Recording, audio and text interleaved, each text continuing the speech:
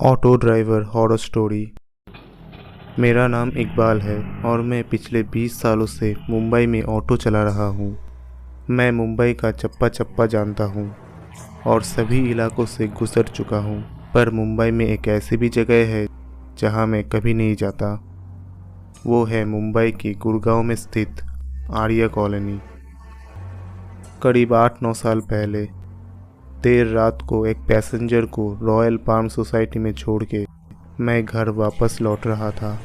पूरा रास्ता सुनसान जंगलों के बीचों बीच बना था। उस दिन हवा बहुत ज़ोरों से चल रही थी और हल्की हल्की ठंड भी थी। मैं गाना गुनगुनाते हुए जा ही रहा था कि अचानक एक औरत मेरे ऑटो के सामने आ गई। मैंने झटके से गाड़ी रोकी और उस औरत से माफ़ी मांगने के लिए उतरा, मगर वहाँ दूर दूर तक कोई भी नहीं था।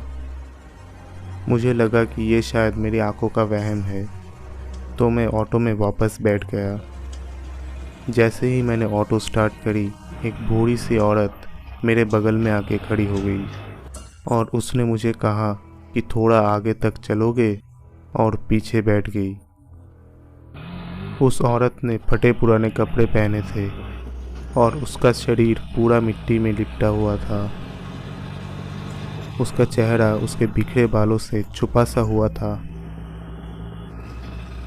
मुझे थोड़ा अजीब लग रहा था कि रात को 3 बजे इस बूढ़ी औरत को कहाँ जाना है।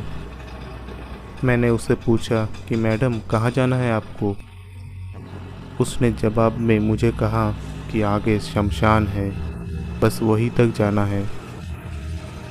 ऑटो की मिरर से मैंने जब उसे ये कहते हुए देखा तो उसकी आंखों में एक डरावनी सी चमक थी। हवा से जब उसके बाल उड़े तो उसका डरावना सा चेहरा देखकर मेरी आंखें फटी की फटी रह गई। मेरे शरीर के सारे रोंगटे खड़े हो गए और तब मुझे लगा कि मेरे पीछे जो औरत बैठी है वो शायद चुड़ैल है। मुझे कुछ समझ नहीं आ रहा था, इसलिए मैं ऑटो को बहुत तेज़ी से आगे भगा रहा था।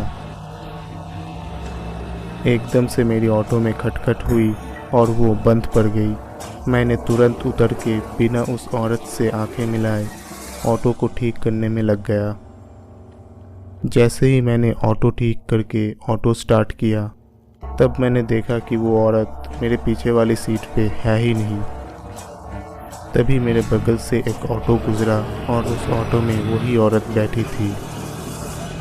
मैं उस इलाके से जैसे तैसे निकलकर घर पहुंचा और सीधे जाके सो गया।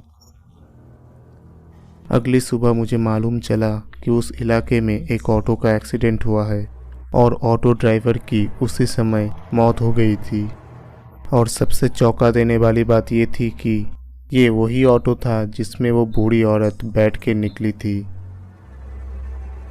इस घटना के बाद मैंने कई कहानियाँ सुनी कि आर्या कॉलोनी में सफ़ेद साड़ी वाली एक बूढ़ी चुड़ैल रहती है।